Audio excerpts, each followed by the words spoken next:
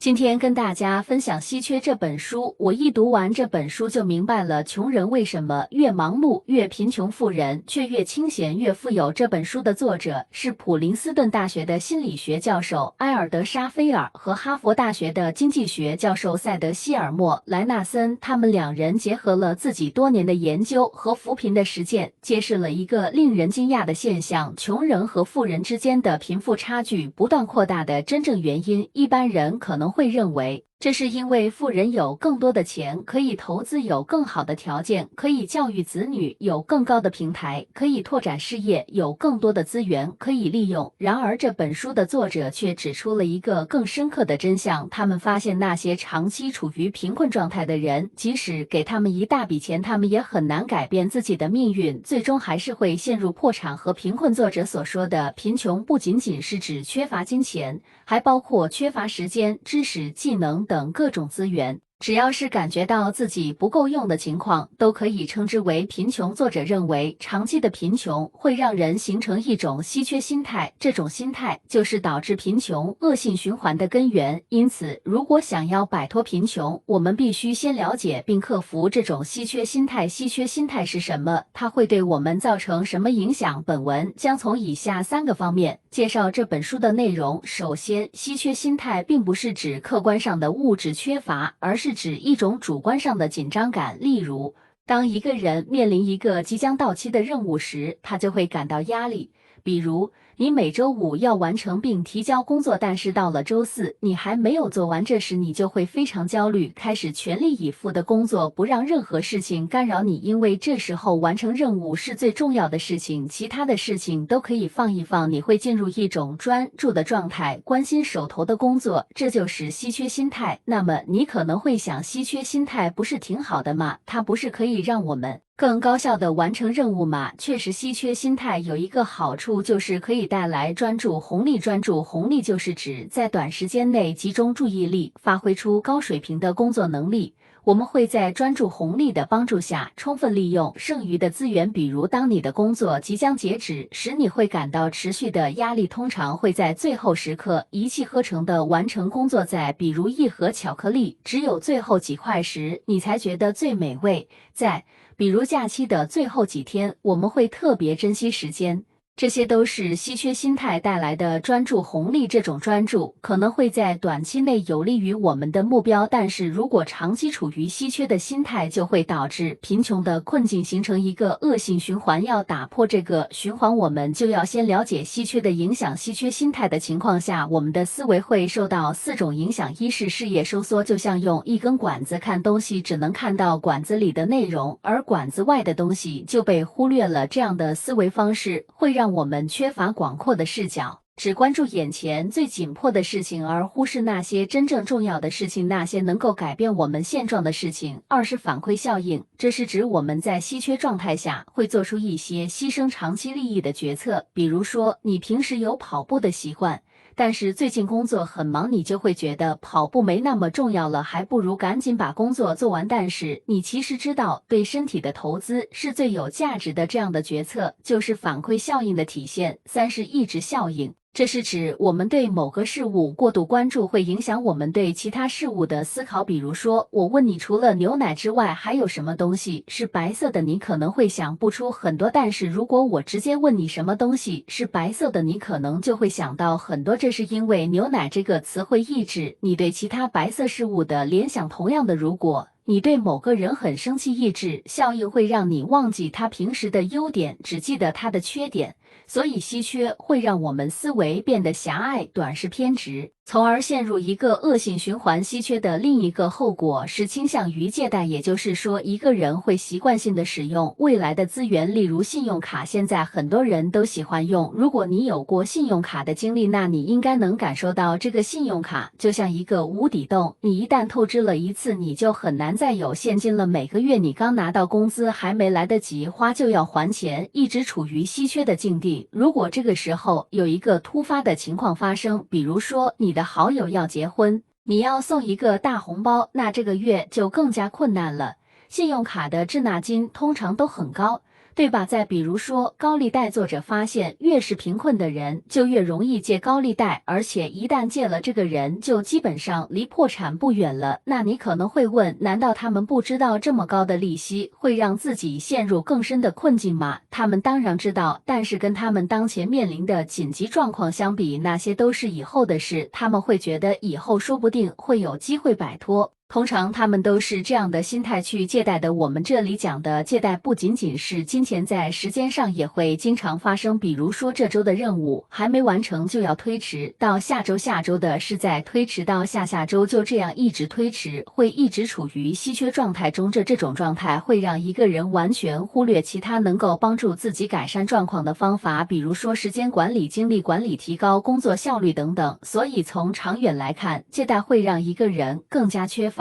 第三点是稀缺会让我们没有多少余闲，也就是说我们的时间和空间都很紧张。比如你要出门旅游，你有一个行李箱，你要把你的必需品都放进去，比如洗漱用品、衣服、电子产品和一些小东西。如果你的箱子还有空间，你就可以再放一些不那么重要的东西，比如杂志、零食什么的，这样你就会觉得很轻松很开心。但是如果你的箱子太小了，那就不一样了，你就要开始考虑选择，一边装一边想这个要不要带呢？你可能很快就装不下了。为了节省空间，你可能还要把里面的东西都拿出来，然后重新整理，反复试验，直到你把箱子塞满，这样看起来好像更省空间了。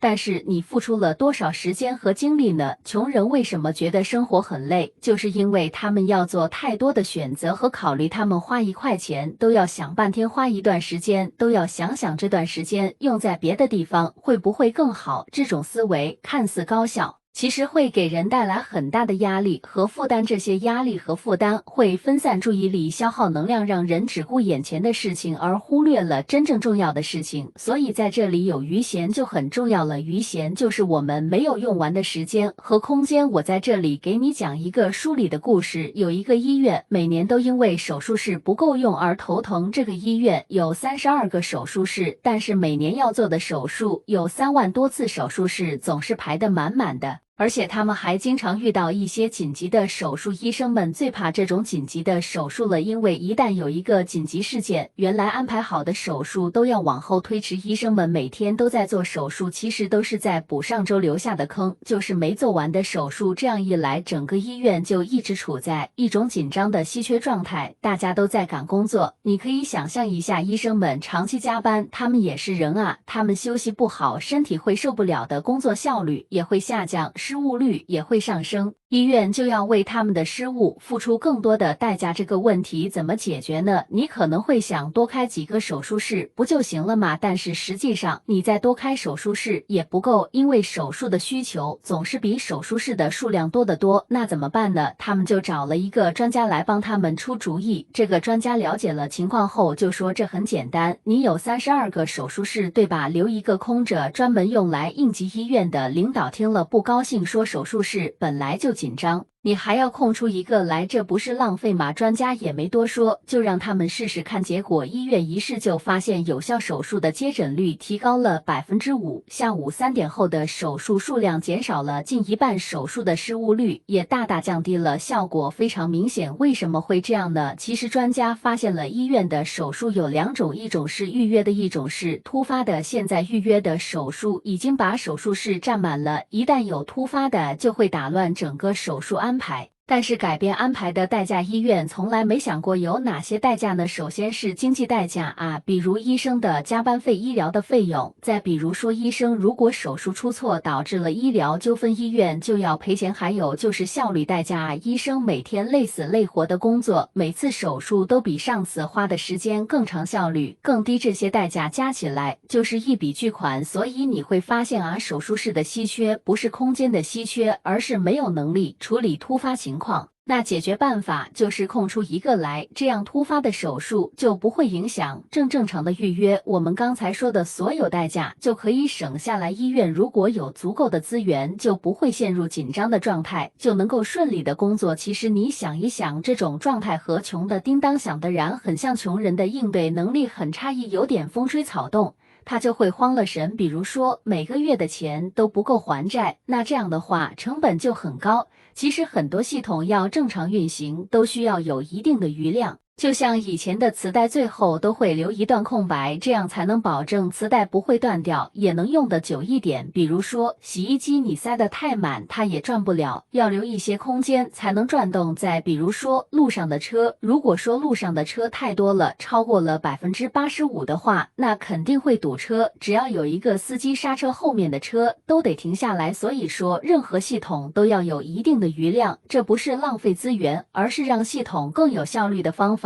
从这个角度看，稀缺就是没有余量。余量可能会让一个人效率低一点，但是它带来的好处却很多。它是一种心理上的奢侈，一种让我们面对生活中的小事不用担心犯错也没关系的奢侈。这种奢侈对一个人的幸福感很重要。就像梭罗说过，一个人有多富有和他能放弃多少东西有关。带宽是我们处理事情和思考问题的能力，包括计算、关注、决策值、行和抵抗诱惑。带宽就像一条高速公路，一定的容量，不能同时装下太多的车。一般来说，我们最多只能同时关注7件事，这是人类认知的极限。如果超过了7件事，就会造成带宽过载，高速公路就会堵车，车速就会变慢，甚至会发生事故。当我们处于稀缺状态时，带宽会更加紧张，高速公路会更加狭窄。这时候，我们只能专注于一件最紧急的事情，而忽略了其他很重要的事情。这就是为什么穷人越穷的原因之一，他们往往没有足够的贷款来处理生活中的各种问题。比如说服药，全球有2.85亿人患有糖尿病。虽然糖尿病可以控制，但是如果不按时服药，就会有生命危险。研究发现，穷人更容易不按时服药，从而导致严重的后果。比如说小王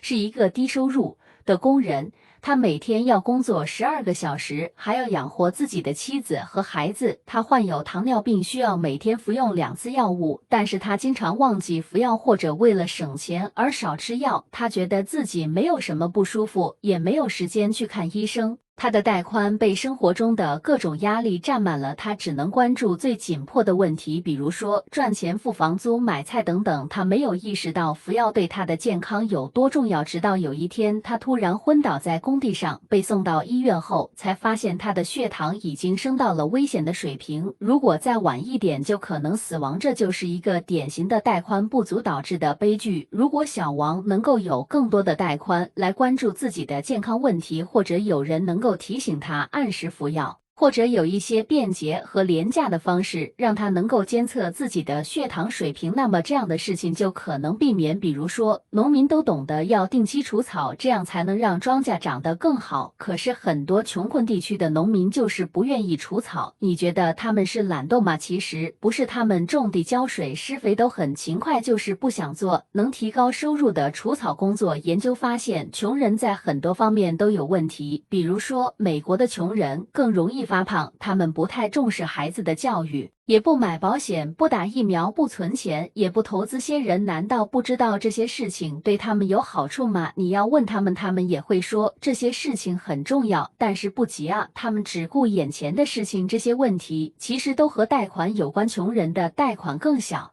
他们每天要面对的事情就占用了他们大部分的贷款，所以他们没办法去想一些长远的事情。他们每天都很忙碌，要想着怎么省钱啊，这个东西要不要买啊，房租怎么交啊，工作怎么完成啊。简单说就是他们的心里满满当当的，没有空间去思考怎么改变现状。带宽不够还会让他们的智力下降。比如说，作者做了一个实验，让一些人做测试题，有一组人做题之前没有任何干扰，另一组人做题之前要先想想自己的经济状况，让他们感觉到自己缺少的东西。结果就是第一组人的分数比第二组人高出1倍，这就说明了带宽不够会影响智力水平。我们用带宽去做很多事情，我们用带宽去看别人的表情，控制自己的情绪和冲动。我们用带宽去读书思考，如果带宽不够，就会变得迟钝和漫不经心。你可以想象一下，你和一个人聊天，他一边聊天一边上网，你也不知道他在干嘛。他和你聊天的时候总是心神不定的，你会怎么想？你会觉得这个人很没礼貌吧？作者和很多穷人聊天的时候就发现了这个问题。这些人睡眠质量差，自控力弱，遇到困难的时候欢逃避和放纵，让自己陷入更深的困境。穷人不重视健康环境、保障储蓄和投资，是因为他们没有足够的精力去关心这些事情。穷人真正缺少的不是时间，也不是钱，而是认知和精力。他们需要有一定的空间去思考长远的计划，去学习新的知识，去定期理财，这样才能最终摆脱贫困的困境。简单的说，过于关注某件事，就容易导致视野狭窄，形成恶性循环，反而更难得到想要的东西。这就是我们常说的，你越想赚钱，你越赚不到。相反，你要是把目光放在别人的需求上，尽力的去帮助别人，反而容易赚到钱。对于贫困来说，就像人开心了会笑，生气了会发火一样，一旦陷入贫困状态，就难免会引发一系列的负面效应。那你要问了，那怎么避免陷入这样的状态呢？作者给我们提了3招节约注意力、留有余地设置提醒。我们先来看第一个，节约注意力怎么节约呢？就是减少日常生活中需要做选择的琐事。比如说，扎克伯格每天都穿一样的衣服，不这样就省去了挑衣服的麻烦。生活里面这种需要权衡的思考越少越好，至少不要为了一点点钱而纠结，也不要为了省一点点钱而浪费大量的时间。不要老想着自己缺什么，把注意力放在真正有价值的事情上面，专注于可以长期积累的事情上面。有效利用注意力是摆脱贫困的重要方法。第二个，留有余地，在没钱也要留一部分出来投资。可以定期储蓄，也可以投资，在学习上提高自己的能力和见识，尽量不要透支，不要借钱，千万不要借高利贷。时间上再忙也不要透支未来的时间，当天的事当天做，时刻要记得未来还有未来的事情要做。另外，也不要把自己的工作排得太满，按时休息是让自己保持持续高效必须要做的事情，定期让自己放松一下，闲下来一会儿，这个不是浪费时间，它会拓宽一个人的注意力。就像我们刚才说的那个医院的例子一样，牺牲休息时间付出的代价可是非常高昂的。第三个方法是设定提醒。有时候我们因为太忙，就会忘记那些重要但不急迫的事情，所以设定提醒可以帮助我们把这些事情放在眼前，不要错过。比如说，你想锻炼身体，你就要安排好时间，并且设置闹钟；你想存钱，你就要让自己的工资卡里的钱自动转到储蓄账户，这样你就可以让自己的生活慢慢变得更好。这本书的主要观点是，稀缺是一种心理状态。当我们陷入稀缺的状态，我们就会进入稀缺陷阱，只关注眼前的事情，而忽略了长远的事情。它会让我们没有多余的钱，让我们的工作和生活没有弹性，而且它会让我们借贷，过度消耗未来的资源。它还会影响我们的思维能力，让我们更容易犯错，最后让我们陷入一个恶性循环。如果你想摆脱这个循环，你可以采取3个措施：一是节省思维资源，减少决策时的压力；二是留有余地，提高自己的效率；三是设定提醒，关注重要的事情。所以说，稀缺不是一种客观现象，而是一种主观感受。穷人和富人最大的区别，并不是他们拥有多少资源，而是他们如何利用资源，以及他们对自己有多少信心。有时候，只要改变一下心态，调整一下生活节奏，就可以引发积极的变化，让自己的生活从负面走向正面。关键就在于你是否愿意改变稀缺心理老规。举全本电子书的下载链接，我就放在视频下面的说明栏里，仅供学习，大家按需自取。今天就到这里了，恭喜你又学到了一本书的精华，感谢你对我的支持和关注，请订阅思维源流，点赞和分享给你身边的亲友，我们下个视频见。